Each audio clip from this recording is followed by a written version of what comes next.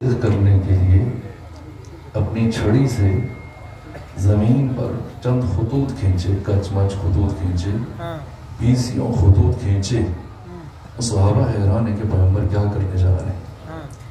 وہ سارے خطوط کھینچنے کے بعد ان کے درمیان میں سے ایک سیدھا خط کھینچا اور کہا میرے صحابہ یاد رکھنا، خدا تک پہنچنے کے لیے متعدد راستے نہیں ہیں۔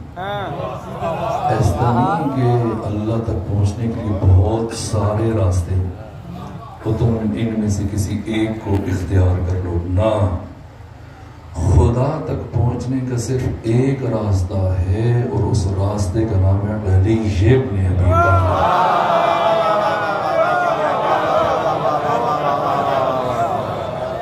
میرے عزیزو، میں نے قرآن مجید کی معروف آیت آپ کے سامنے تلاوت کی، قل یا ایھا الذین ہادوا ان زعمتم، اگر تمہیں زعم انکم اولیاء للہ، کہ تم اللہ کے ولی ہو، فتمنوا الموت، تم موت کی تمنا کرو، ان کنتم صادقین، اگر تم ادعائے ولایت میں سچے ہو۔ اللہ یہ کہنا چاہتا ہے کہ موت سے محبت کرنے والے تو ولی ہیں، لیکن موت کے ڈر سے رونے والے کبھی ولی نہیں ہو سکتے۔ لفظ ولی قرآن مجید میں 86 مقامات پر استعمال ہوا، اور پھر قرآن نے ولایت کی حدود کو معین کیا، ولایت کی قیود کو بیان کیا، ولایت کی خصوصیات کو بیان کیا، ولایت کے ارکان کو بیان کیا، اور ان ارکان میں سے ایک اور رکن سورہ مبارکہ جمعہ میں خدا نے بیان کیا کہ ولی کی ایک علامت یہ ہے کہ یہ موت سے محبت کرتا ہے، موت کے ڈر سے روتا نہیں ہے، موت کے ڈر سے گھبراتا نہیں ہے۔ میں آج گفتگو کو اسی زاویے سے عرض کروں گا، اور اس زاویے سے اس لیے کہ مجھے توقع ہوتی ہے کہ ان خاص ایام میں جب عالم اسلام کی دوسری عظیم الشان شخصیت بعد از امام الانبیاء ختمی مرتبہ امیر المومنین کا یوم شہادت ہے، تو کم سے کم ملکی سطح پر، حکومتی سطح تک ذرائع ابلاغ پر اس حقیقت کا پرچار ہونا چاہیے، بتایا جانا چاہیے۔ لیکن مجھے تعصف ہے، کمال تعصف ہے کہ آپ اخبارات اٹھا لیں، ابھی 2 دن پہلے، 3 دن پہلے 17 رمضان المبارک کو جنگ بدر مسلمانوں کو جو کامیابی ملی 1400 سال پہلے، جسے قرآن نے یوم الفرقان کہا، آپ اٹھا کے دیکھیں اخبارات میں جو آرٹیکل چھپے ہیں جنگ بدر کے حوالے سے، آپ کو اس جنگ بدر میں سب کے نام نظر آئیں گے سوائے علی ابن ابی طالب۔ آپ اگر آج جہاں سے جائیں گھروں کو، آج کل جب موقع ملے اپنے بچوں کے اسکول کی کورس کی کتابیں اٹھائیں اور پڑھیں، باقی اسلامی جنگوں کے احوال پڑھیں، حتیٰ جنگ خیبر کو اٹھائیں اور پڑھیں۔ آپ جا کر دوسری کی کتاب اٹھائیں، تیسری کی، چوتھی کی، 5ویں کی، 6ٹھی کی، جو اسلامیات کی کتابیں مرتب ہوئیں آپ کے بچوں کو پڑھانے کے لیے، سب کا ذکر ملے گا سوائے علی ابن ابی طالب کے۔ جنگ خیبر میں سب کا ذکر ہے، علی کا ذکر نہیں۔ اس لیے میں آج چاہتا ہوں، اور میرا یہ دل چاہتا ہے، ویسے میرا ارادہ تھا کہ جہاں سال گزشتہ گفتگو کو روکا تھا وہیں سے آگے بڑھیں، لیکن ان معروسی حالات کے تحت جہاں اسلام کی دوسری عظیم الشان شخصیت کے ان قربانیوں کو، ان خدمات کو فراموشی کی طرف بڑھایا جا رہا ہے، اور ذہن بشر سے محو کرنے کے لیے تو کم سے کم یہ ایک پہلو آج چاہتا ہوں کہ بیان کیا جائے، اس لیے کہ باقی القابات تو ایک ایک کر کے امت نے مولا متقیان کے القابات دوسروں میں بانٹ دیے، یہ بھی فلاں ہے، یہ بھی فلاں ہے، یہ بھی فلاں ہے، یہ بھی فلاں ہے۔ ایک لقب چھوڑ رکھا ہے جمہور نے، سواد اعظم نے، امت نے باقی سارے القابات دائیں بائیں بانٹ دیے، تقسیم کر دیے. ایک لقب آج تک چھوڑا ہوا تھا، وہ شیر خدا. اور اب یہ لگ رہا ہے کہ وہ لقب بھی اور وہ تعارف بھی علی سے چھیننا چاہتے ہیں. ٹھیک ہے، تم میڈیا میں ذکر نہ کرو، تم اخبارات سے ذکر ختم کر دو، تم اسلامیات اور کورس کی کتابوں سے یہ نام ہٹا دو، لیکن پھر ہم اپنی نسلوں کو جمع کر کے کوچوں بازار میں بتائیں گے کہ علی کون ہے، اور اگر علی نہ ہوتے تو پھر کیا ہوتا. آپ کی خدمت میں اسلام نتیجہ ہے شمشیر علی کا. اسلام اپنے وجود میں بھی علی کا محتاج ہے، اسلام اپنی بقا میں بھی علی کا محتاج ہے. اسلام کی بقا مرہون منت ہے صبر علی کی، اور اسلام کا وجود نتیجہ ہے شجاعت علوی کا. آئیں میں چند لمحے، جو ہمارے پاس وقت بہت محدود ہے، میں اس حد تک عرض کرنے کی کوشش کروں جو اس وقت میں گنجائش ہے، کہ دیکھ لیں تمام اسلامی جنگوں میں اگر علی نہ جاتے تو کیا ہوتا. مجھے پھر آپ ڈھونڈ کے بتائیے گا گفتگو کے اختتام پر کہ اسلام کی کون سی ایک ایسی جنگ ہے جو وجود مبارک امیر المومنین کے بغیر فتح ہوگی. 83 جنگیں لڑی رسول اسلام نے، جن میں سے 27 میں بنفس نفیس خود شرکت فرمائی غزوات. ایک کے علاوہ باقی 82 جنگوں میں علی موجود تھے، اور جس جنگ میں علی نہیں گئے پھر وہ جنگ بھی نہیں ہوئی. اب اس کی بھی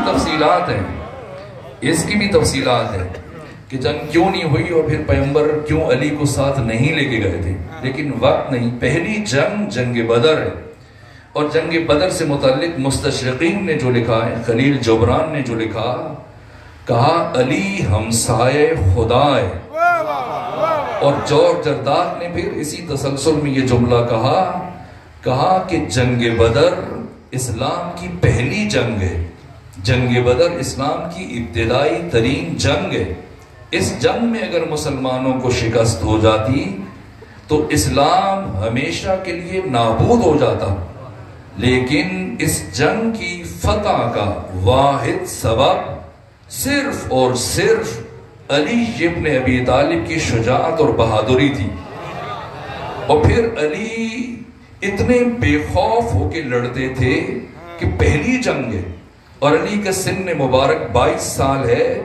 اور جب علی اپنی زندگی کی پہلی جنگ میں آئے تو حالت یہ تھی کہ آپ کے سینے کے اوپر تو زرہ تھی، لیکن آپ کی پشت کے اوپر زرہ موجود نہیں تھی. یہ جو سورہ جمعہ میں خدا فرما رہے ان زعمتم انکم اولیاء للہ من دون الناس فتمنوا الموت، کہ ولی وہ ہے جو موت کی تمنا کرے.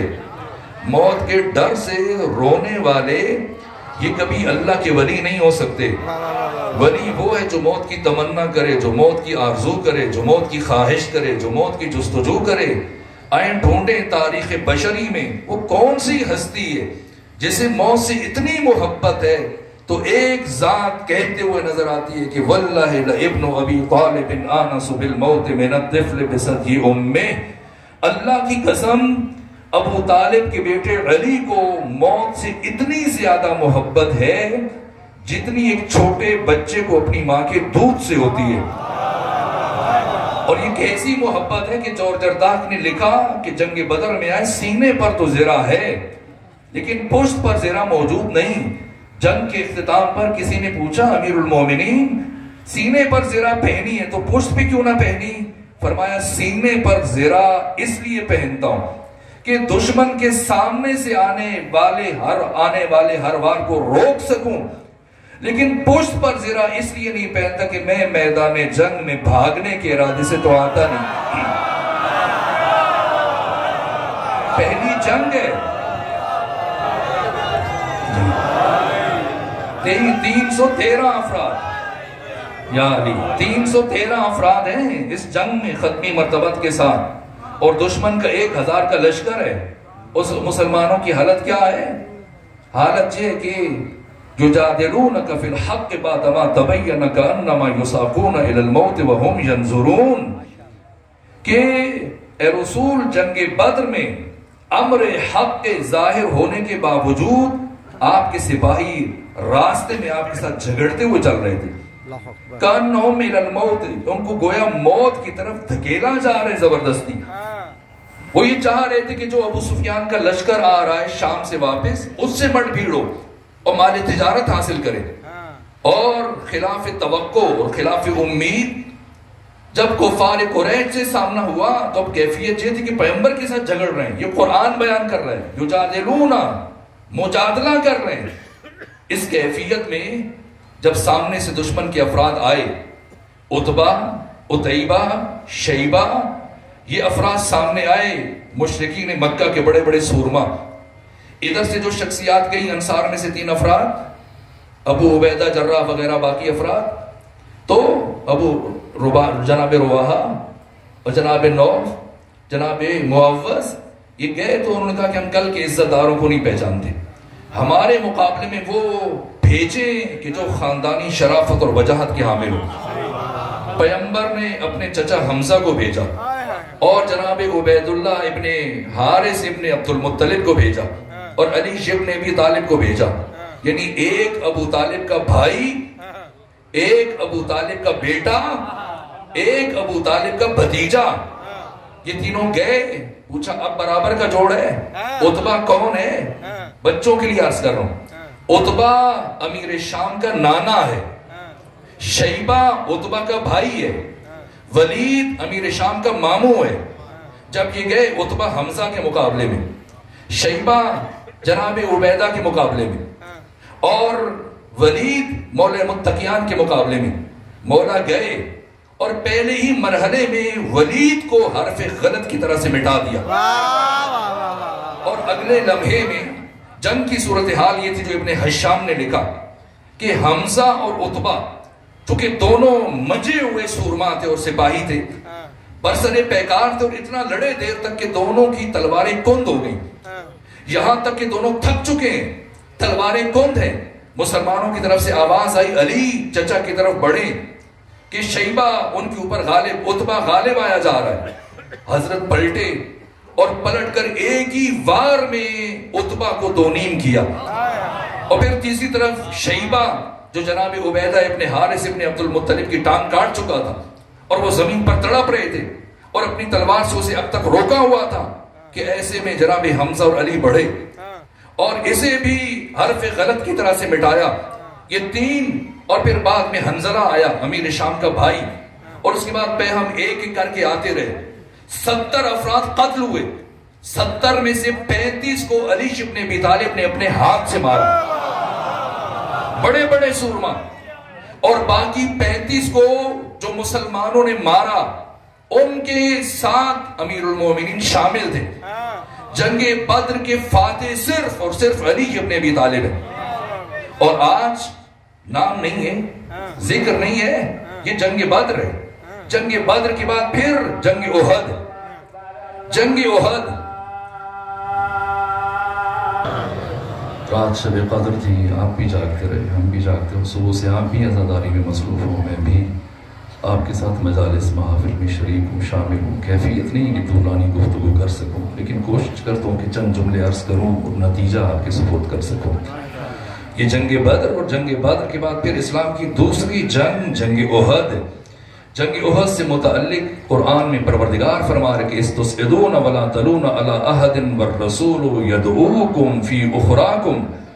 پہلے مرحلے میں جو مسلمانوں کو کامیابی ملی وہ بھی علی ابن ابی طالب کی شجاعت کا نتیجہ تھی، لیکن ختمی مرتبت کی پیمان شکنی کی گئی جب آپ کے قول کی اہمیت نہ دی گئی۔ عبداللہ بن جبیر کو ختمی مرتبت نے 50 تیر اندازوں کے ساتھ پہاڑ کی گھاٹی پہ بٹھایا اور کہا کہ ہم جنگ جیت جائیں یا ہاریں، دونوں صورتوں میں آپ نے درہ چھوڑ کے نہیں آنا جب تک کہ میری اجازت نہ ہو۔ اور جب یہ کامیابی ملی، وقتی کامیابی ملی مسلمانوں کو، تو جبیر کی منع، ابن جبیر کی منع کرنے کے باوجود آپ کے ساتھی نیچے اتر آئے، سوائے 9 کے باقی 41 افراد آگے، اور آ کر وہ بیت المال سمیٹنے میں مصروف ہو گئے۔ اور خالد بن ولید اکرمہ بن ابو جہل کے ساتھ جب بھاگ کر جا رہا تھا تو آخر میں اس کی نگاہ پڑ رہی تھی کہ تیر انداز اتر رہے ہیں، اسی اسنا میں اس نے ایک جنگی حربہ استعمال کیا اور فوری طور پر پہاڑی کا چکر کاٹ کے جب پلٹ کے آیا تو چونکہ مسلمان اپنی تلواریں نیام میں ڈال چکے تھے اور اب ذہنی طور پہ مطمئن اور آسودہ خاطر ہو چکے تھے کہ اب جنگ ختم ہو گئی اور مال غنیمت سمیٹ رہے ہیں، ایسے میں جب اچانک حملہ کیا خالد بن ولید نے اپنے سپاہیوں کے ساتھ مل کر، تو قرآن مجید نے جو نقشہ کھینچا ہے فرمایا کہ تُسْعِدُونَ وَلَا تَلُونَ عَلَىٰ أَحَدٍ وَالرَّسُولُ يَدْعُوكُمْ فِي أُخْرَاكُمْ، کہ تم پہاڑ کے اوپر چڑھے چلے جاتے اور رسول پیچھے پیچھے تمہیں آوازیں دے رہے تھے مگر تم رسول کی آواز پر لبیک نہیں کہہ رہے تھے۔ یہاں تک کہ مولانا شبلی نعمانی نے تحریر کیا کہ جب خالد نے پہاڑی کا چکر کاٹ کے حملہ کیا اور تمام افراد ختمی مرتبات کو چھوڑ کر چلے گئے تو میدان جنگ میں یا نبی نظر آ رہے تھے یا علی نظر آ رہے تھے، اور صرف علی ابن ابی طالب دیوانہ وار ختمی مرتبت کے گرد طواف کرنے کہ کوئی دشمن کوئی مشرک ختمی مرتبت کو نقصان پہنچانے میں کامیاب نہ ہو جائے، یہاں تک کہ چاروں طرف سے پیغمبر کے گرد طواف کر رہے ہیں اور دشمن نعرے بلند کر رہے کہ آج محمد اکیلے اور صرف علی ہیں، چاروں طرف سے حملہ آور ہو جائے تاکہ قصہ تمام ہو جائے اور محمد مصطفیٰ قتل ہو جائیں۔ پوری کوشش تھی، کفار ٹوٹ پڑے، مشرکین ٹوٹ پڑے، جس کے ہاتھ میں تیر ہے، تلوار ہے، نیزہ ہے، بھالے ہیں، پتھر ہیں، چاروں طرف سے حملہ آور اور اکیلے علی ختمی مرتبت کا طواف کر رہے ہیں، شمع جل رہی ہے، پروانے جا چکے ہیں، سوائے علی ابن ابی طالب کے کوئی موجود نہیں ایسے عالم میں کہ جب جنگ پورے عروج پر ہے تو علی ابن ابی طالب علیہ آلاف و تحیت و ثنا کی تلوار ٹوٹی ہے، اور جب تلوار ٹوٹی تو مجھے بتائیں دنیا کا بڑے سے بڑا شجاع اور بہادر اگر میدان جنگ میں دوران لڑائی اس کی تلوار ٹوٹ جائے، اسلحہ خراب ہو جائے تو کیا کرے گا؟ بڑے سے بڑا شجاع، بڑے سے بڑا بہادر خود کو دشمن کے سپرد کر دے گا، اس کی ہمت جواب دے جائے گی، حوصلے ختم ہو جائیں گے۔ لیکن علی ابن ابی طالب نے اقبال کی زبان میں قیامت تک آنے والے انسانوں کو پیغام دیا کہ کافر ہو تو شمشیر پہ کرتا ہے بھروسہ، مومن ہو تو بے دیکھ بھی لڑتا ہے سپاہی۔ تلوار ٹوٹ چکی ہے لیکن ہمت جوان ہے۔ علی ابن ابی طالب نے اس ٹوٹی ہوئی تلوار کے ساتھ بعض دشمنوں کو اپنے مکوں سے، بعضوں کو اپنے پاؤں کی ٹھوکروں سے، بعضوں کو اپنے گھوڑے کی ٹاپوں سے، بعضوں کو اسی ٹوٹی ہوئی تلوار سے، اس انوکھے انداز سے جب لڑنا شروع کیا تو پروردگار عالم نے یہ منظر دیکھا کہ ادھر میرا اکیلا شیر اور وہ بھی نہتا، اور برابر میں دشمن کا ہزاروں کا لشکر اور وہ بھی پوری طرح اسلحہ جنگ سے لیس۔ تو پروردگار نے اس عالم میں آسمان سے ایک تلوار اتاری جس کا نام ذوالفقار تھا۔ اب ذوالفقار کے آتے ہی امنگیں اور بڑی، ولولے اور بڑے، جذبے اور بڑے، اور ذوالفقار کے آتے ہی علی ابن ابی طالب نے ایسے تابڑ توڑ، ہمت شکن، حوصلہ شکن حملے شروع کیے کہ ہزاروں دشمن ٹانگیں سر پر رکھ کر میدان سے بھاگ کھڑے ہوئے۔ یہ پہلی جنگ ہے اور واحد جنگ ہے جس میں علی ابن ابی طالب نے اپنے دشمن کا تعقب کیا اور ان پر حملہ آور ہوئے، یہاں تک کہ آسمان کے ملائکہ، آسمان کے فرشتے اور آسمان کے قدسی جو آسمان کی کھڑکیاں کھول کر علی ابن ابی طالب کی شجاعت کے مناظر مشاہدہ کر رہے تھے، جب ان کا پیمانہ صبر لبریز ہوا، اللہ سے اجازت مانگی، اور جب اجازت ملی اب جبریل آگے آگے اور باقی سارے فرشتے پیچھے پیچھے۔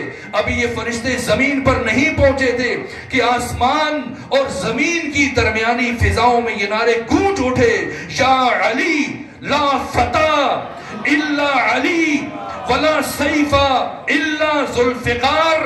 اے علی، آسمان کے فرشتے بھی یہ مان گئے کہ اس کائنات میں اگر کوئی تلوار ہے تو صرف ذوالفقار ہے، اور اگر کوئی شجاع ہے تو صرف علی ہے۔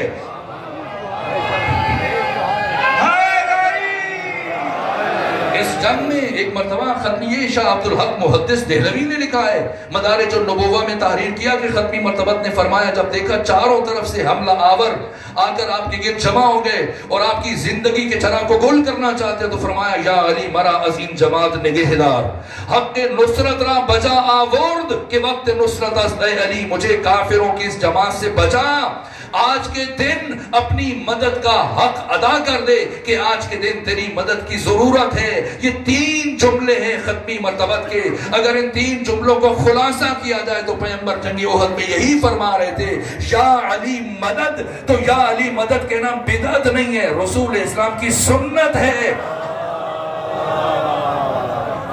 یہ جنگ بدر ہے، اور جنگ بدر کے بعد کیوں یہ طے کر لیا آپ نے کہ اگر نعرہ ادھر سے آیا تو ہم جواب نہیں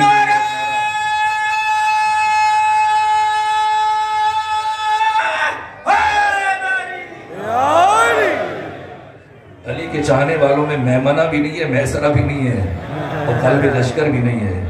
جب سب ایک ہی ہوتے ہیں تو ہر نعرے کے جواب میں پھر چاروں طرف سے ایک جیسا جواب آنا چاہیے۔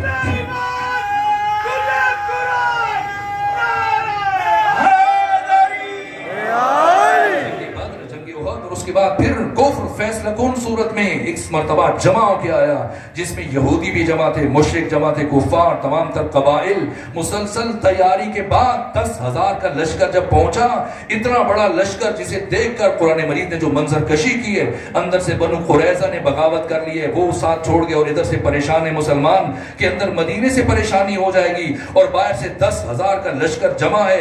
ایسے میں قرآن منظر کشی کر رہا ہے کہ وَيُجَادِلُونَكَ فِي الْحَقِّ بَعْدَمَا تَبَيَّنَ كَأَنَّمَا يُسَاقُونَ إِلَى الْمَوْتِ وَهُمْ يَنظُرُونَ، اور اس کے بعد فرمایا اِذْ جَاءُوكُم مِّن فَوْقِكُم وَمِنْ أَسْفَلَ مِنْكُمْ وَإِذْ زَاغَتِ الْأَبْصَارُ وَبَلَغَتِ الْقُلُوبُ الْحَنَاجِرَ وَتَظُنُّونَ بِاللَّهِ الظُّنُونَ، کہ جنگ احزاب اور جنگ خندق میں کفر کے لشکروں نے داہنے طرف سے، بائیں طرف سے، اوپر سے، نیچے سے جب چاروں طرف سے آنا شروع کیا تو مسلمانوں تمہارا عالم یہ ہوا کہ تمہاری آنکھیں پتھرا گئی اور تمہارے کلیجے اچھل اچھل کر تمہارے حلق تک آ گئے، اور نہیں معلوم تم اپنے رب کے بارے میں کیا کیا بدگمانیاں کرنے لگ گئے۔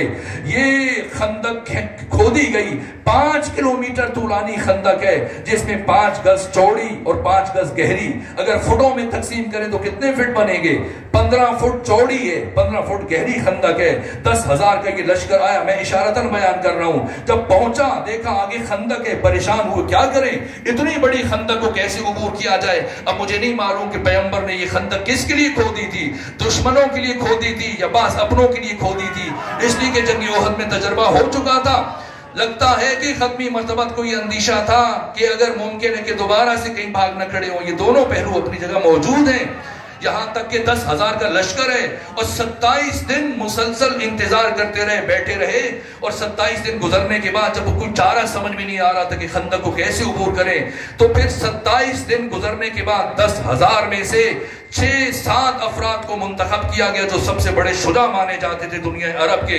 سب سے پہلے عامر بن عبد ود، یہ بڑا شجاع جو 1,000 افراد سے اکیلے لڑنے کی صلاحیت رکھتا تھا۔ پھر اس کا بیٹا حاصل بن عامر بن عبد ود، اس کے بعد پھر اکرمہ بن ابو جہل، اس کے بعد حبیرہ ابن ابی واہ، پھر ذرار بن خطاب فہری، نوفل بن عبداللہ اور منبع بن عثمان۔ یہ 7 افراد بڑے بڑے سورما، پورے دنیا عرب کے مانے ہوئے مچے ہوئے پہلوان، خندق عبور کر کے اب خود ان کی جرأت کی داد دیجئے کہ کافر ہونے کے باوجود، مشرک ہونے کے باوجود باقی سارا لشکر 10,000 دوسری طرف رہ گیا، اور یہ 7 افراد 15 فٹ چوڑی 15 فٹ گہری خندق عبور کر کے اپنے گھوڑوں کو چھلانگ لگا کے جب اس طرف پہنچے تو یہ 7 افراد ہیں اور مسلمان 3,000 کی تعداد میں بیٹھے ہوئے ہیں، تو کیا یہ 3,000 7 افراد کا مقابلہ نہیں کر سکتے؟ لیکن ایسا ثبوت ہے جس کی منظر کشی قرآن مجید نے فرمائی، یہاں تک کہ ان 7 میں سے جو سب سے بڑا شجاع مانا جاتا تھا عامر ابن عبد ود، یہ آگے بڑھا، خیمہ ختمی مرتبت کے بعد پہنچ کر کہا کہ مجھے کوئی مقابلے میں ہو تو میرے مقابلے میں بھیج دیجئے۔ لیکن ایسا سکوت تھا، ایسا سناٹا تھا، گویا سروں کے اوپر پرندے بیٹھے ہوئے ہیں۔ یہ سیرت نگاروں کے الفاظ ہیں، مورخین نے یہ لکھا کہ ختمی مرتبت دیکھ رہے امید بھری نگاہوں سے کون اٹھے گا، سکوت ہے، سناٹا ہے، خاموشی ہے، یہاں تک کہ کچھ دیر انتظار کرنے کے بعد عامر ابن عبد ود کو غصہ آیا، چلایا، اور غصے میں اس نے اپنا نیزہ ختمی مرتبت کے خیمے کی طرف بڑھایا اور خیمے کے پردے کو چیر دیا اور پردہ ہٹا کے ختمی مرتبت کی طرف نگاہ کرتے ہوئے کہا کہ اے محمد مصطفیٰ، کیا تم میں سے کوئی ایسا نہیں کہ جو مجھے لڑے؟ تم کہتے ہو کہ جو مرتے ہو تو جنت میں جاتے ہو، تمہارے دشمن جہنم میں جاتے ہیں، یا مجھے جہنم میں بھیج دے یا خود جنت میں چلا جائے۔ جب کوئی دیکھا کہ کوئی نہیں اٹھا تو ختمی مرتبت نے فرمایا من لہذا القلب، من لہذا القلب، کون ہے جو اس کتے کا منہ بند کرے؟ بس اوقات ہمارے یہاں بعض افراد اس لیے ختمی مرتبت فرماتے کہ خدا نہ کرے کسی انسان کا علم اس کی عقل سے زیادہ ہو جائے، کہ ایسے انسان سوسائٹی میں پرابلمز کریٹر بن جاتے ہیں کہ علم پڑھ لیا کتابیں سیکھ لی ہیں لیکن عقل نہیں ہے، بصیرت نہیں ہے۔ اس لیے ایک صاحب تھے ابھی دنیا میں نہیں رہے، وہ بات بات پہ گالی دیا کرتے تھے۔ بات بات میں گالی دیا کرتے. تو ایک مرتبہ ایک اینکر پرسن نے, کسی جماعت کے سربراہ تھے, اینکر پرسن نے پوچھا بھئی آپ گالیاں بہت دیتے ہیں, تو یہ اسلام میں گالی کی تو گنجائش نہیں. کہا کیوں گنجائش نہیں ہے؟ پیغمبر اکرام اسلام خود گالی دیا کرتے تھے. کیا جنگ خندق اور جنگ احزاب میں پیغمبر نے عامر ابن عبد ود کے لیے لفظ کتا استعمال نہیں کیا؟ تو میں ان کے لیے کہوں گا. اور اگر کوئی خیال کرتا کہ ختمی مرتبت نے گالی دی تو صاحب خلق عظیم. ممکن نہیں کہ ختمی مرتبت اپنی زبان سے کبھی کوئی رقیق لفظ ادا کریں, کوئی ہلکا لفظ ادا کریں. تو کیسے ممکن ہے کہ وہ نبی کہ جو وحی کے بغیر جن کی زبان حرکت نہیں کرتی ہے, وہ اپنی زبان سے کسی کو گالی دے؟ گالی ہوتی کیا ہے؟ جب انسان اپنے غضب کی وجہ سے مجبور ہو جاتا ہے, مغلوب الغضب ہو جاتا ہے, تو آتش غضب کو ٹھنڈا کرنے کے لیے اپنے مخاطب کو ایسے لفظ استعمال کرتا ہے کہ اس کی غصہ ٹھنڈا ہو جائے. یہ خلاف حقیقت اور فول الفاظ, انہیں گالی کہا جاتا ہے. ختمی مرتبت کہ جو مقام وحی پر فائز ہیں اور وحی کے بغیر جن کی زبان حرکت نہیں کرتی, تو کیسے ممکن ہے کہ صاحب خلق عظیم جو خود عقل کل ہے, مجسم عقل ہے, سراپا عقل ہے, وہ غضب کے مغلوب ہو جائے, مغلوب الغضب ہو کر کسی کو خلاف حقیقت بات کہے؟ نہ, پیغمبر گرامی اسلام گالی نہیں دے رہے. پیغمبر گرامی اسلام ایک دستور دے کے جا رہے ہیں, قانون سمجھا کے جا رہے ہیں کہ دیکھو خبردار کسی کی ظاہری شکل پر نہ جانا, کسی کی انسانی کھال پر نہ جانا, کسی کے انسانی چمڑے کو دیکھ کر یہ نہ سمجھ لینا کہ یہ بھی انسان ہے اور اسے انسانوں میں شمار نہ کرنا شروع نہ کر دینا. اس لیے کہ جب کوئی شخص اتنا گر جاتا ہے, انسانیت سے اتنا نیچے گر جاتا ہے کہ وہ امام الانبیاء سید الرسول ختمی مرتبت کے دروازے پر آ کر یوں گستاخیاں اور جسارتیں شروع کر دیتا ہے, تو خبردار اس کی انسانی کھال پر نہ جانا. دیکھنے میں انسان ہے, حقیقت میں کتا ہے. اگر کوئی رسول کے دروازے پر آ کر گستاخی کرے وہ بھی حقیقتاً کتا ہے, اور اگر کوئی آل رسول کے دروازے پر گستاخی کرے اس کی حقیقت بھی یہی ہے.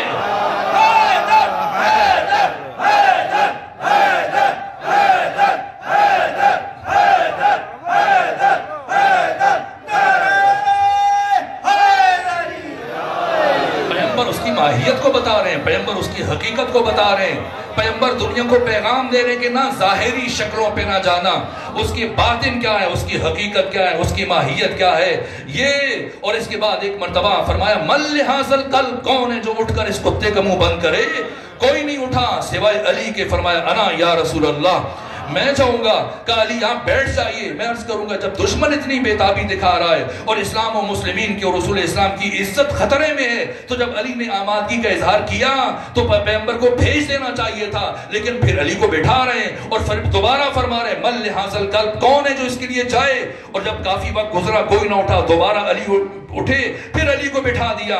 پھر تیسری مرتبہ پوچھا تو پیغمبر کیوں تاخیر سے کام لے رہے ہیں؟ اس لیے کہ پیغمبر اپنے ہاتھ سے تاریخ لکھ کر جا رہے ہیں کہ اگر پیغمبر علی کو نہ بٹھاتے اور جیسے ہی علی نے کہا تھا بھیج دیتے, تو آج مورخین لکھتے کہ اور بھی بہت سارے تھے جانے کے لیے تیار تھے, وہ چلے جاتے. نہ, پیغمبر نے قیامت تک کے لیے حجت تمام کر دی کہ جنگ خندق کے واحد اور واحد فاتح علی ابن ابی طالب ہیں. ورنہ بہت سارے تو پیغمبر کو مشورے دے رہے تھے کہ جزیہ دے دیں, خراج دے لیں, فدیہ دے لیں, کسی طرح سے انہیں راضی کر لیں, ہم عمرو ابن عبد ود کو اس کا مقابلہ کرنے کی صلاحیت نہیں رکھتے. خود داستانیں بتا رہے تھے کہ میں خود کاروان میں شریک تھا, 1000 ڈاکوؤں نے حملہ کیا اور اس کاروان میں عمرو ابن عبد ود بھی شامل تھا, اونٹ کو اٹھا کر اس طرح سے مقابلہ کیا. باقی مسلمان بھی گھبرا رہے تھے. کہنے والا خود اور علی اٹھے, جب گئے اور آنے واحد میں اس طرح سے پچھاڑا عمرو ابن عبد ود کو. تفصیلات کا وقت نہیں کہ میں عرض کروں, یہاں تک کہ عمرو ابن عبد ود علی کے ہاتھ سے قتل ہوا. یہ عمرو ابن عبد ود پہچاننا ہے علی کون ہے. جب علی چلے تو پیغمبر نے علی کا تعارف کروایا, فرمایا برز الایمان کلہ الی الکفر کلہ, کہ آج کل ایمان کل کفر کے مقابلہ میں جا رہا ہے. علی کل ایمان ہے, اور جو علی کے مقابلے میں آ جائے گا خبردار کبھی اس کو رضی اللہ کا لبادہ پہنانے کی کوشش نہ کرنا.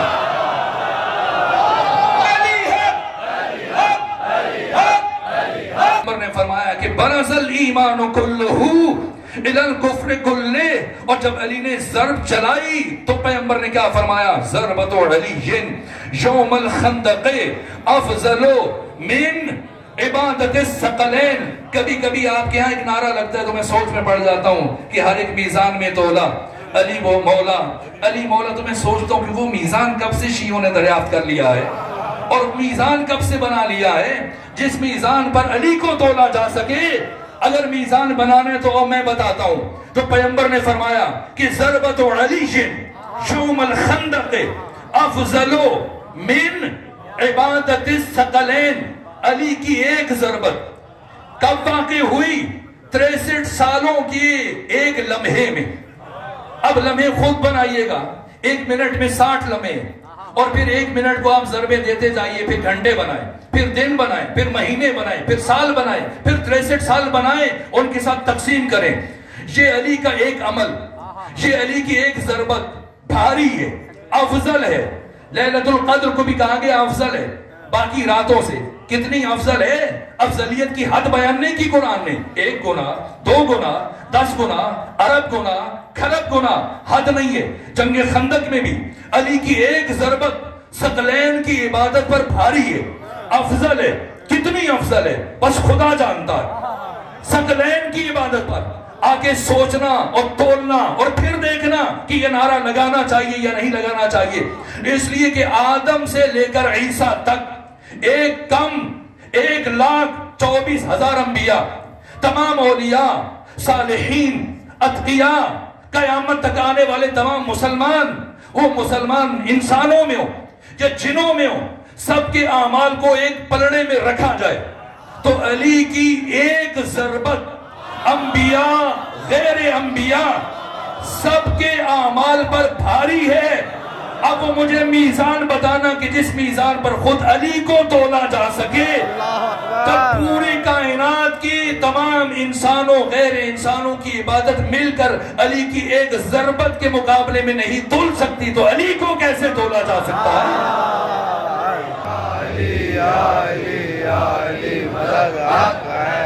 مجھے تو ملتان والوں پر بڑا مان تھا۔ وہ ابھی ایک بات عرض کر رہا ہوں کہ کائنات میں ایسا کوئی میزان خلق نہیں ہوا جس پر علی کو تولا جا سکے۔ جب پوری کائنات جن و انس کی عبادتیں مل کر علی کی ایک ضربت کو نہ تول سکے تو علی کو، خود ذات علی کو کون تول سکتا ہے؟ اس لیے کہ ہر میزان محدود ہے، اور علی ابن ابی طالب ایک لامتناہی حقیقت کا نام ہے، ایک لامحدود ہستی ہے۔ یہ عمرو ابن عبد ود ہے، اس کے بعد اس کا بیٹا غصے سے جو اسی کی طاقت رکھتا تھا، حاصل بن عمرو بن عبد ود، یہ آیا، یہ حضرت کے ہاتھ سے قتل ہوا۔ اور پھر تیسرے مرحلے میں جب باقی 5 نے یہ حالت دیکھی تو وہاں سے دوڑے، بھاگے، اور جب بھاگ کھڑے ہوئے تو ان میں سے ایک منبع بن عثمان، یہ جب جا رہا تھا تو حضرت نے اس کی طرف نیزہ پھینکا، یہ وہیں گر کر مرا۔ اور باقی نوفل بن عبداللہ یہ گرتے ہوئے گھبرایا ہوا تھا۔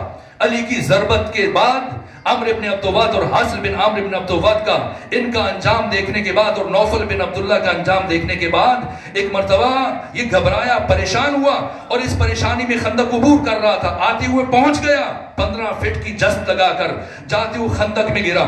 جب خندق میں گرا تو ایک مرتبہ مسلمانوں نے، اس لیے کہ پیغمبر گرام اسلام نے 8 چوکیاں قائم کی تھی، ایک مہاجر ایک انصار کی سرپرستی میں 20 افراد جمع کیے ہوئے تھے، 8 چوکیاں، تاکہ دشمن خندق عبور نہ کر سکے، اور اگر خندق عبور کرنا چاہے اس پر تیر چلاؤ، اس کو پتھر مارو۔ لیکن یہ 7 اتنے بہادر تھے کہ 8 چوکیوں کے باوجود خندق عبور کرنے میں کامیاب ہو گئے، اور جب ان میں سے ایک پلٹ کے گر گیا، اس خندق کے اندر گرا، تو اب مسلمانوں نے اوپر سے پتھر مارنا شروع کیے، جہاں تک کہ اس نے چلانا شروع کیا کہ مجھے باہر نکالو، پھر مقابلہ کرو، سب مل کے مقابلہ کرو، اگر مجھے باہر نہیں نکالتے خود اندر آ جاؤ۔ لیکن مسلمان نہ اندر اترنے کے لیے تیار ہوئے، نہ اسے باہر آنے کا موقع دیا، یہاں تک کہ شور اٹھا، اور اس شور کی آواز مولا متقیان کے کانوں سے ٹکرائی۔ پیغمبر کرام اسلام کے قریب پہنچ چکے تھے، جیسی آواز سنی پلٹ کر پوچھا کیا ہوا، بتایا گیا کہ ان 7 میں سے ایک گرا ہے اس خندق کے اندر، اور اب مسلمان نیچے اترنے کے لیے تیار نہیں، نہ اسے باہر آنے کا موقع دے رہے ہیں۔ انہی پاؤں پلٹے حضرت اور جا کر نیچے چھلانگ لگائی، اور اس کے بعد کہا کہ اگر خود کو وار کر کے بچا سکتے ہو تو بچاؤ۔ اس نے وار کیا، حضرت نے اس کے وار کو رد کیا، اور پھر ایک ایسا وار کیا کہ اسے 2 نیم برابر حصوں میں تقسیم کیا۔ یہ کر کے علی پلٹے، باقی 3 بھاگ گئے، اکرمہ بن ابی جہل اور وہب ابن وہب، اور تیسرا زرار بن خطاب فہری آئے۔ کورس کی کتابوں میں علی کا نام ہٹا کر باقی نام لکھنے والے اور بتانے والے، میں آپ سے پوچھتا ہوں، آپ بتائیں کہ باقی مسلمانوں کا جنگ احزاب میں جو مشکل ترین جنگ ہے، اس میں کیا کردار ہے؟ ان 4 کو تو علی نے مارا ہے۔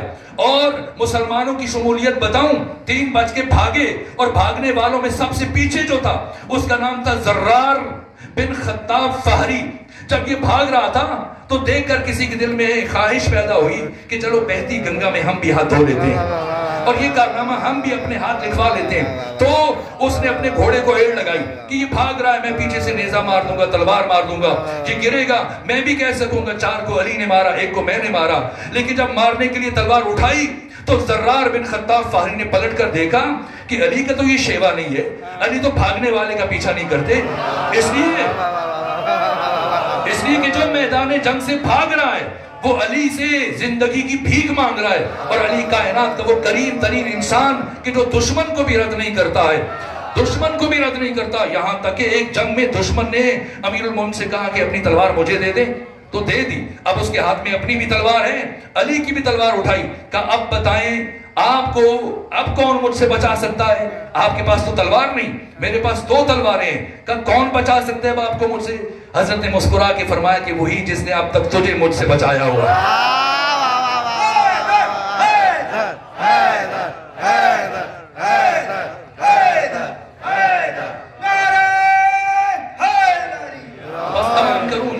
زرار بن خطاب فہری نے پلٹ کر جب دیکھا کہ علی تو نہیں ہے, کون آ رہا ہے؟ جب مڑ کے دیکھا تو جو پیچھے آ رہا تھا اس نے خیال کیا اچھا یہ علی تو نہیں ہے, کون ہو سکتا ہے؟ صرف دیکھنے کے لیے جب وہ مڑا پلٹ کے دیکھا تو یہ پریشان ہو کہ شاید یہ تو جنگ لڑائی کا ارادہ رکھتے ہیں. وہیں سے جلدی سے گھوڑے کو موڑا اور پیغمبر کے پاس خیر و سلامتی کے ساتھ پہنچے, اور پیچھے سے زرار بن خطاب نے آواز دی کہ یاد رکھنا جب تک زندہ ہو میرے احسان کو کبھی فراموش نہ کرنا کہ تم میرے پیچھے آیا تھا اور میں نے تمہیں زندہ واپس جانے دیا. الٹا ممنون احسان ہو کر آئے. یہ جنگ احزاب, اور بس گفتگو سمیٹ دوں میرے عزیزوں, بات ختم کروں, آخری 2 سے 3 جملے عرض کروں, اس کے بعد پھر جنگ خیبر. میں اس لیے بچوں کے سامنے یہ چیزیں داستان, یہ واقعات بیان کر رہا ہوں تاکہ تاریخ محفوظ ہو جائے. اگر کورس اور نصاب کی کتابوں سے یہ نام نکالا جا رہا ہے تو ہم اپنے بچوں کے دل و دماغوں میں ان حقائق کو منتقل کریں تاکہ نسلوں تک یہ حقیقتیں پہنچ جائیں, منتقل ہو جائیں. بس آخری اشارہ کر کے آپ کی زحمت کو تمام کروں, تفصیلات نہیں بیان کروں گا. یہاں تک کہ پھر جنگ خیبر ہے. یہ جنگ خیبر قلعہ قموس, قلعہ ابن ابی الحقیق مشکل ترین جنگوں میں سے ایک جنگ ہے, اس لیے کہ 7 قلعے تھے اور 7 قلعوں میں سے جو مشکل ترین قلعہ تھا یہ قلعہ ابن ابی الحقیق ہے جو قاموس کی پہاڑی کے اوپر واقع تھا, اور اس کے چاروں طرف خندق کھودی ہوئی تھی. یعنی یہ ناقابل تسخیر مانا جاتا تھا. تمام یہودیوں نے صلح حدیبیہ کے بعد اس مرتبہ جنگ کی تیاری کی, اور اب کہا کہ مسلمان اتنے مرعوب ہو گئے, اتنے ڈر گئے کہ صلح و صفائی کی نوبت تک پہنچ چکے ہیں, تو اب ان میں لڑائی کی سکت نہیں رہی. تو اب انہوں نے تیاری کی, جنگ کے لیے نکلنا چاہ رہے تھے, لیکن ختمی مرتبہ صلح حدیبیہ کے بعد پلٹے. صرف 20 دن مکہ میں رکے, مدینہ میں رکے, اور 20 دن رکنے کے بعد 1600 کا لشکر لے کر چلے, جن میں سے 200 سوار تھے اور باقی 1400 پیدل تھے. یہ پہنچے, جمعہ کا دن تھا, جب پہنچے خیبر کے مقام پر تو وہاں پر ختمی مرتبہ نے بنی غطفان کے جو 4000 جنگجو افراد تھے ان کے بیچ میں اور خیبر کے بیچ میں آ کر اپنا پڑاؤ ڈالا, اس لیے کہ اہل خیبر نے ان کو لالچ دی ہوئی تھی کہ اگر تم نے بھی ہمارا ساتھ دیا تو ہم خیبر کی سالانہ آدھی آمدنی تمہیں دے دیں گے. خود ان کی تعداد 14000 تھی, 4000 یہ افراد تھے, یعنی 18000 افراد. ختمی مرتبہ 1600 افراد کے ساتھ جب پہنچے, پڑاؤ ڈالا تو پیغمبر درد شقیقہ میں مبتلا تھے. سادے سر کا درد اور شدید, کئی دن تک پیغمبر اس کیفیت میں مبتلا رہے. یہاں تک اس فرصت سے استفادہ کرتے ہوئے بہت سارے افراد نے اپنی شجاعت کو آزمایا اور جاتے تھے. اور مولانا مجھے یاد آتا ہے قبلہ حضرت حسن زدی مرحوم کا جملہ, وہ سمندر کو کوزے میں سمو دیا, وہ اختصار سے کام لے تو کیا کہا کہ کیا حوال بیان کیے کہ جاتے تھے جھنڈا لے کر اور پلٹتے تھے ڈنڈا لے کر, آتے تھے. یہاں تک کہ کئی دن گزر گئے اور وہ اور زیادہ جلی ہو گئے, اور وہ ناقابل تسخیر اپنی جگہ پر ان کی رعونت میں اور اضافہ ہو رہا تھا. اور سب مطمئن تھے کہ علی تو موجود نہیں ہے, لیکن اس لیے کہ مولا متقیان آشوب چشم میں مبتلا تھے, اور اتنی کیفیت آپ کی ایسی شدید تھی کہ آپ کو اپنے قدموں والی جگہ بھی نظر نہیں آتی تھی. یہاں تک کہ مسلسل کئی دن تک جب استہزاء ہوتا رہا اور دشمن ہنستے رہے اور اسلام اور مسلمین کا مذاق بنتا رہا, ایسے میں ختمی مرتبہ نے اعلان کیا کہ واللہ اما واللہ لأوتین الرایت غدن رجلا کرارا غیر فرارا یحب اللہ ورسولہ ویحبہ اللہ ورسولہ فتح اللہ علی یدیہ. 5 خصوصیات بیان کی, بس انہی لفظوں کے ساتھ آپ کی زحمتوں کو تمام کرنے لگا ہوں. قرآن مجید سورہ بارکہ کاف کی آیت نمبر 23 میں مسلمانوں سے فرماتا ہے کہ اے مسلمانوں کے جب تم کسی کام کا ارادہ کرو تو یہ نہ کہو کہ میں کل اس کو انجام دوں گا, یہ آیت ہے قرآن کی, بلکہ کہا کرو انشاءاللہ, انشاءاللہ کہا کرو. سورہ کاف 18واں سورہ, اس کی 23 نمبر آیت میں خدا نے یہ ارشاد فرمایا. لیکن ختمی مرتبہ نے زندگی میں صرف ایک مرتبہ، یہ امام شمس الدین ذہبی نے تاریخ اسلام میں لکھا، صرف ایک مرتبہ زندگی میں انشاءاللہ کا لفظ استعمال نہیں کیا، اور لفظ کل کو انشاءاللہ کے بغیر استعمال کیا، اس لیے کہ الہام خدا تھا، وہی الہی تھی۔ اور پھر آپ دیکھیں سب سے اما، حرف تنبیہ ہے اما، پھر شرعی قسم اٹھائی واللہ، اور اس کے بعد پھر تاکید استعمال کی، اما واللہ ہے، لا لام لام تاکید، اس کے بعد نون نون ثقیلہ، تاکید تر تاکید، یعنی بات اتنی اہم ہے کہ لَأُوتِيَنَّ الرَّائِيَةَ غَدًا رجلاً، میں علم دوں گا کل اسے جو مرد ہوگا۔ اگر مرد کی قید توضیحی ہے تو مراد وہ کہ ہمت میں عالی ہوگا، اور اگر قید احترازی ہے تو اس کا مطلب یہ کہ جو پہلے اتنے دن جاتے رہے تھے یہ مرد صورت ہے، مرد نما ہے، لیکن ان میں مردانگی موجود نہیں تھی۔ لَأُوتِيَنَّ الرَّائِيَةَ غَدًا رجلاً، دوسری صفت کرارن، کرار کہتے ہیں بے ہم حملے کرنے والا، ایسے نہیں کہ ایک حملہ کرنے کے بعد رک جائے نا، حملے کے بعد دوسرا حملہ، دوسرے کے بعد تیسرا حملہ۔ پھر فرار کا لفظ ضروری نہیں تھا چونکہ فرار غیر فرار کا مفہوم کرار کے اندر پایا جاتا ہے، لیکن ختمی مرتبہ نے اس لیے تو وضاحتاً یہ لفظ بھی شامل کر دیا تاکہ وہ افراد کی جو اتنے دن مسلسل بھاگ کر پلٹ کے آتے رہے ان کے دلوں سے یہ خواہش جاتی رہے، لیکن تفوق پسندی کا یہ عنصر غالب رہا، اور ان کے دلوں میں بھی خواہش رہی، جس طرح سے امام اسماعیل بخاری نے صحیح بخاری کی پہلی جلد میں اس واقعے کو تحریر کیا۔ یہ تیسری بات، اور اس کی تیسری چوتھی خصوصیت کیا ہے کہ وَيُحِبُّ اللَّهَ وَرَسُولَهُ، وہ محب خدا محب رسول ہوگا، وَيُحِبُّهُ اللَّهُ وَرَسُولُهُ، اور وہ محبوب خدا اور محبوب رسول ہوگا۔ اور چھٹی خصوصیت کیا ہے؟ يَفْتَحُ اللَّهُ عَلَى يَدَيْهِ، اللہ اس کے ہاتھوں پر نصرت عطا کرے گا۔ یہ علی ابن ابی طالب ہیں جو آشوب چشم میں مبتلا ہیں، اور سب افراد، یہاں تک امام اسماعیل بخاری نے لکھا کہ 1600 افراد نے ساری رات جاگ کر گزاری ہے، اور ساری رات پیغمبر کے خیمے کے باہر رہے۔ اور پڑھ لیجئے صحیح بخاری، کس کس کے دل میں زندگی بھر کی خواہش ہے کہ اے کاش یہ شرف مجھے عطا ہوا ہوتا اور یہ شرف مجھے نصیب ہوا ہوتا۔ یہاں تک کہ جب آئے تو بعض افراد خیال کر رہے تھے کہ شاید پیغمبر کی میرے اوپر نگاہ نہیں پڑ رہی، ویسے بھی قد بڑا تھا لیکن پنجوں کے بل کھڑے ہو کر خود کو دکھانے کی کوشش کر رہے تھے۔ اگر پیغمبر کے لفظوں کو بغور سن لیا ہوتا تو کسی کے دل میں یہ خواہش نہ رہتی، لیکن اس کے باوجود ہر ایک امیدوار ہے، اتنا بڑا شرف کہ خدا کی طرف سے فتح کی نوید یقین دہانی ہے۔ لیکن جب یہ سارے افراد تھے جمع ہوئے، پیغمبر باہر آئے تو فرمایا، پوچھا علی کہاں ہے؟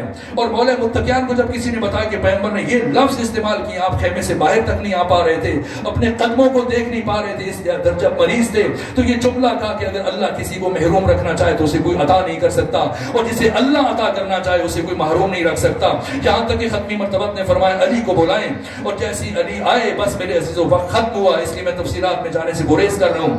یہ حقائق پہنچانا طالب علم کی حیثیت سے اپنی ذمہ داری سمجھتا تھا، اس لیے چند مطالب پہنچائے، بات ختم کر رہا ہوں۔ مولا متقیان گئے جنگ احد میں، جنگ خیبر میں، اور اس طرح سے وہ دروازہ جسے 20 لوگ مل کر کھولتے تھے اور 20 لوگ مل کر بند کرتے تھے، ایک جنبش دست سے مولا متقیان نے جب اپنا ہاتھ اس قلعہ خیبر کے دروازے میں ڈالا تو یہ دروازہ ایسا نہیں کہ ایک الگ چیز پڑی ہوئی وہ انسان اٹھا لے، نہ ویٹ لفٹنگ کی بات نہیں ہے کہ کوئی انسان کہے کہ 10 من وزنی چیز اٹھا لی، 20 من وزنی اٹھا لی، نہ، وہ دروازہ اس مضبوط ترین قلعے میں پیوست ہے۔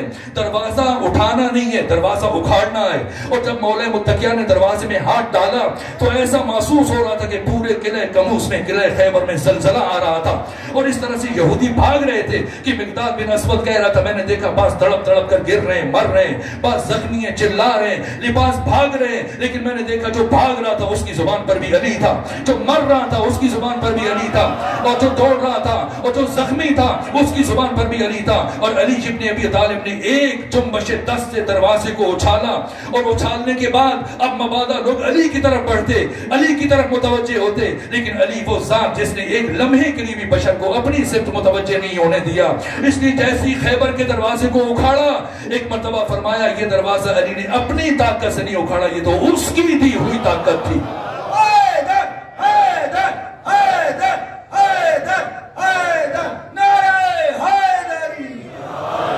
بس میرے عزیزوں،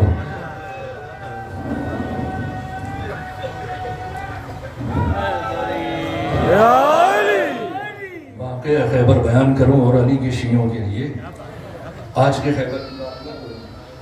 خیبر کا بس ایک لمحہ اور لوں گا، آج کے خیبر کا ذکر نہ کروں تو شاید میں نے اپنی ذمہ داری کو ادا نہیں کیا کہ کل کا قلعہ خیبر بھی علی نے اکھاڑا تھا، اور اس عصر کی یہودیت کا قلعہ خیبر بھی اگر کوئی اکھاڑ سکتے تو علی والے اکھاڑ سکتے ہیں۔ میرے عزیزوں یاد رکھنا، چونکہ اب یوم القدس کا دن قریب ہے 25 رمضان کو، یہ آپ کے لیے شرعی اعتبار سے لازم قرار دیا گیا۔ آپ اپنے گھروں سے نکلیں، جائیں اور جمع ہوں۔ کیوں؟ یہ مولا متقیان کا امر ہے آپ کے لیے، کونوا للظالم خصما وللمظلوم عونا۔ وہ افراد کے جو کتنے طویل عرصے سے آپ دیکھ لیں کہ کیا کیفیت ہے اس وقت فلسطین میں، کیا کیفیت ہے۔ 17 لاکھ افراد ملبے کے اوپر بیٹھے ہوئے ہیں۔ ابھی آپ زمین پر بیٹھے ہیں، فرش پہ بیٹھے ہیں، لیکن 1 گھنٹے کے لیے 2 گھنٹے کے لیے پلٹ کر گھروں میں جائیں گے، افطار کریں گے، دسترخوان لگ جائیں گے، لیکن وہ 17 لاکھ افراد اس طرح ملبے کے اوپر بیٹھے ہوئے ہیں۔ گھر نہیں ہے، بیٹھنے کے لیے جگہ نہیں ہے، کھانے کے لیے کچھ نہیں ہے، گھاس کھا رہے ہیں، جڑی بوٹیاں کھاتے ہیں، بعض بھوک کی وجہ سے مر رہے ہیں۔ اگر مختصر مقدار میں کوئی خوراک پہنچتی ہے تو وہ بھی ایکسپائر ہو جاتی ہے، مضر صحت ہو جاتی ہے۔ آپ کے ہاں اگر کوئی زخمی ہو جائے، حادثہ ہو جائے، تو پھر اگر اس کو کوئی عضو کاٹنا پڑے تو پہلے اس کو سن کرتے ہیں تاکہ اسے کٹتے ہوئے عضو کٹتے ہوئے تکلیف نہ ہو، لیکن وہاں پر زخمیوں کے اعضاء جب کاٹے جاتے ہیں کوئی سہولت نہیں ہے۔ اسی طرح سے بے ہوش کیے بغیر ان کے اعضاء کو کاٹا جاتا ہے، اور وہاں کی مائیں، یہ مائیں موجود ہیں، یہ جملے سنیں، اس لیے کہ آپ اس بہت چیزیں پسند ہیں، ماہ رمضان میں جی چاہتا ہے KFC بھی جائیں اور فلان جگہ سے بھی کھائیں اور فلان جگہ سے بھی منگوائیں۔ میں آپ سے ایک بات پوچھتا ہوں کہ اگر کوئی آپ کے بیٹے کا قاتل ہو، آپ کے بچے کو قتل کر دے، اور پھر وہ دکاندار ہو، اس کا جنرل سٹور ہو آپ کے محلے میں، کیا آپ زندگی بھر اسے کبھی سودا سلف خریدیں گے؟ آپ کو چل کے جانا پڑا، آپ دور چلے جائیں گے، آپ مہنگا سودا سلف خرید کے لے کے آئیں گے، کبھی اپنے بیٹے کے قاتل کی دکان سے نہیں خریدیں گے۔ کتنے بڑے قاتل ہیں یہ اسرائیلی، یہ یہودی، کہ ہر 1 گھنٹے میں 5 فلسطینی بچے شہید ہو رہے ہیں، اور یہ مائیں بیٹھی ہیں، سنیں، یہ فلسطین کی مائیں اپنے بچوں کے مختلف اعضاء پر ان کا نام لکھ دیتی ہیں۔ کیوں لکھ رہی ہیں؟ اس لیے کہ ابھی بم دھماکہ ہوگا، ابھی یہ قتل ہوں گے، ابھی اس طرح سے ان کے اعضاء تقسیم ہو جائیں گے، تو مبادا قتل ہونے کے بعد، شہید ہونے کے بعد جب ان کی لاش کے ٹکڑے تقسیم ہو جائیں تو کم سے کم ان کے اعضاء پر نام لکھے ہوں، تاکہ ناموں کو جمع کر کے، ان اعضاء کو جمع کر کے اسے دفن کیا جا سکے۔ میرے عزیزوں 37,000 افراد شہید ہو چکے ہیں، جن میں سے 13,000 خواتین ہیں۔ اس عصر میں، اس زمانے میں اگر آپ دیکھیں خود حسین ابن علی ہوتے، آپ نے ابھی تک بہت نعرے لگائے، میں نے نہیں کہا، لیکن اب میں چاہتا ہوں کہ ایک نعرہ آپ لگا دیجئے۔ میرے عزیزوں حسینیت ایک لازوال حقیقت ہے۔ مرے ہوئے یزیدوں کو مرد آباد کہنا صرف یہ حسینیت نہیں ہے، بلکہ حسینیت نام ہے اپنے اصل کے زندہ یزیدوں کو پہچاننا، پھر ان کا تعاقب کرنا، اور پھر انہیں کیفر کردار تک پہنچانا۔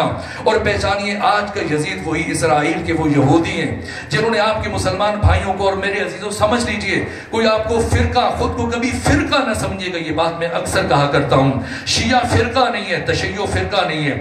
اگر کوئی آپ کو فرقہ کہے تو اس نے آپ پر ظلم کیا ہے، جیسے باقی مسلمانوں کے فرقے ہیں۔ اگر کوئی آپ کو فرقہ کہے تو اسے روکیں کہ ہم فرقہ نہیں ہیں، اور اس سے بڑا ظلم یہ ہوگا کہ ہم خود کو فرقہ سمجھنا شروع کر دیں۔ نہ، تشیع فرقہ نہیں ہے، تشیع اسلام کی نوعیت کا نام ہے، تشیع اسلام کا ہراول دستہ ہے، تشیع اسلام کا محافظ ادارہ ہے۔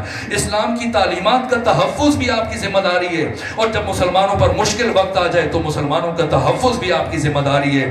اپنے فلسطینی بھائیوں کے لیے آواز بلند کریں، اور اس جمعہ کے یوم القدس کو جو 25 رمضان کو آ رہا ہے، شاہ یوسف گردے سے لے کے گھنٹہ گھر چوک تک جو جائیں گے افراد، میں چاہتا ہوں اس دفعہ حسینیت کی اس صدا کو لبیک کہتے ہوئے، اور میں چاہوں گا کہ صرف وہ لوگ یہ نعرہ لگائیں اور صرف وہ افراد لبیک یا حسین کی صدا بلند کریں جو آج کے دن حالت روزہ میں یہ نیت کریں کہ یوم القدس کو اپنے مظلوم فلسطینی بھائیوں کے کہ آج امام زمانہ کا دل خون کے آنسو رو رہا ہے، یہ ظلم، یہ جنایت جو مسلسل دیکھی جا رہی ہے، تو اس زمانے میں، اس عصر کی کربلا میں ہم نے اپنا کردار کم از کم اپنی آواز بلند کریں کہ تو دنیا تک جائے۔ اس کے لیے بچے آمادہ ہو جائیں، خواتین آمادہ ہو جائیں، بوڑھے آمادہ ہو جائیں۔ اگر کوئی بیمار ہے، عام دنوں میں باہر نہیں چل سکتا، اسے بھی ساتھ لے کے جائیے، اس لیے کہ اوجب واجبات ہے، یہ عصر کی بہت بڑی ذمہ داری ہے۔ جو افراد خود کو آمادہ سمجھتے ہیں اس الہی فریضے کی ادائیگی کے لیے، اور حسین ابن علی کے اس استغاثہ پر لبیک کرنا چاہتے ہیں، اور عزم رکھتے ہیں کہ وہ حالت روزہ میں جائیں گے اپنے بھائیوں کے حق میں نصرت کی آواز بلند کرنے کے لیے، ان کے ساتھ اظہار یکجہتی کے لیے، تو اپنی قوت قوت و توانائی کو جمع کریں. آپ نے اب تک بہت نعرے لگائے لیکن ایک ایسا نعرہ لگائیں کہ آپ کی آواز کربلا تک سرور و سالار شہیدہ امام حریت، امام عزت، امام انقلاب، امام غیرت مندوں کے امام حسین ابن علی تک پہنچے جو دنیا کے تمام تر مستضعفین کی آخری امید ہیں. یہ حسین ابن علی اپنی صدائے استغاثہ پہنچائیں اور اپنی نصرت کی یقین دہانی کرائیں. لیکن میں نے عرض کیا صرف وہ افراد یہ نعرہ بلند کریں جو ارادہ کریں کہ ہم جائیں گے اور اس اجتماع میں شریک ہوں گے. 25 رمضان المبارک جو یوم القدس کا اجتماع ہے، عملی طور پر خود بھی جائیں گے، بچوں کو بھی لے کے جائیں گے، خواتین کو بھی لے کے جائیں گے، گھر کے بزرگوں کو بھی لے کے جائیں گے. جس کا ارادہ ہے اپنی مٹھیوں کو بھیجیں، اپنے بازو فضا میں بلند کریں اور پوری طاقت و قوت کے ساتھ آج کے حسین امام زمانہ کو اور حسین ابن علی کی بارگاہ میں اپنی اس عقیدت کا اظہار کیجئے اور اپنے عہد کی یقین دہانی کرتے ہوئے اس نعرہ استغاثہ حسینی پر لبیک کہیے. لبیک یا حسین، لبیک یا حسین، لبیک یا حسین، لبیک یا حسین، لبیک یا حسین، لبیک یا حسین، لبیک یا حسین. بس میرے عزیزو وقت ختم ہوا. میں تفصیلی مسائل پہ ذکر نہیں کر رہا، بس ایک جملہ عرض کر رہا ہوں، ایک جملہ، تاکہ مجلس مکمل ہو جائے. سکت نہیں تھی، کیفیت نہیں تھی کہ میں حاضر ہو سکتا، لیکن وعدہ کی انجام دہی مطلوب تھی، اس لیے حاضر ہوا. تو ایک جملہ تاکہ مجلس مکمل ہو جائے. وہ یہودی جن کا قلعہ خیبر علی نے اکھاڑا تھا، اس علی کا کتنا بڑا دکھ ہے کہ اسی علی کی بیٹی کو اس دربار میں بلایا گیا جس دربار میں یزید ابن معاویہ نے یہودیوں کو بھی بلایا ہوا تھا، عیسائیوں کو بھی بلایا ہوا تھا، غیر مسلموں کو بھی بلایا ہوا تھا. دربار یزید میں سب یہودی موجود تھے، سب کو جمع کیا گیا تھا، سفیروں کو بلایا گیا تھا اپنی فتح کا جشن منانے کے لیے. اس لیے میرے عزیزوں بس میں ایک مختصر جملہ عرض کروں. ثانی زہرا نے 19 دن کا سفر ہے کربلا سے شام تک، 19 دنوں میں ایک مرتبہ بھی دشمن سے چادر کا مطالبہ نہیں کیا. پھر 3 دن شام شہر کے دروازے پر بیٹھی، 3 دنوں میں ایک مرتبہ بھی دشمن سے چادر کا مطالبہ نہیں کیا. کہاں چادر کا مطالبہ کیا؟ پہلی مرتبہ یزید کے دربار کے دروازے پر. سید سجاد سے فرمایا، سید سجاد میں نے سنا ہے یزید نے اپنے دربار میں یہودیوں کو بلایا ہے، عیسائیوں کو بلایا، غیر مسلموں کو بلایا. آپ میرا پیغام اس تک پہنچائیں کہ ہم محمد مصطفیٰ کی بیٹیاں ہیں، ہم علی کی بیٹیاں ہیں.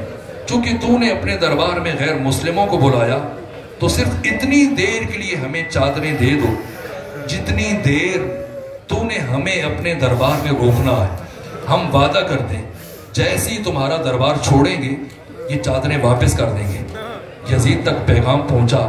کیا جواب دیا؟